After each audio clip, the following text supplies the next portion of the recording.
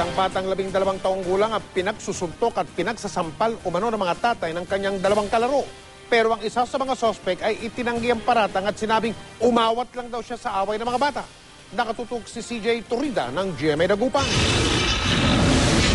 Gasgas sa mukha at dibdib ang tinamo ni James, di tunay na pangalan.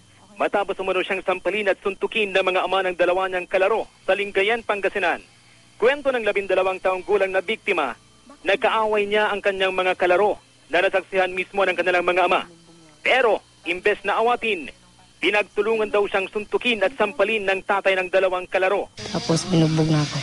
Mangiyak-iyak ang ina ng biktima sa nangyari, lalo na't hindi niya na ipagtanggol ang anak dahil wala siya sa bahay nang mangyari ang insidente.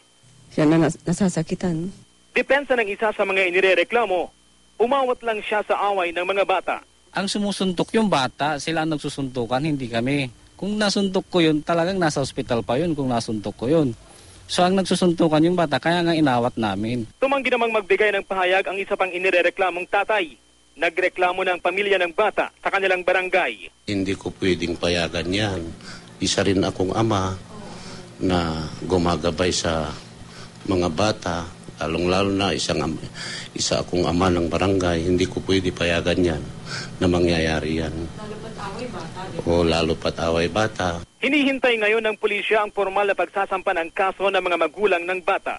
Ang mga parents po, hindi nila dapat payagang inaareglo ang mga ganyan kasi mamimihasa na itong mga abusers o yung mga suspect. Mula sa Pangasinan, CJ Torida, Nagatutok, 24 Oras.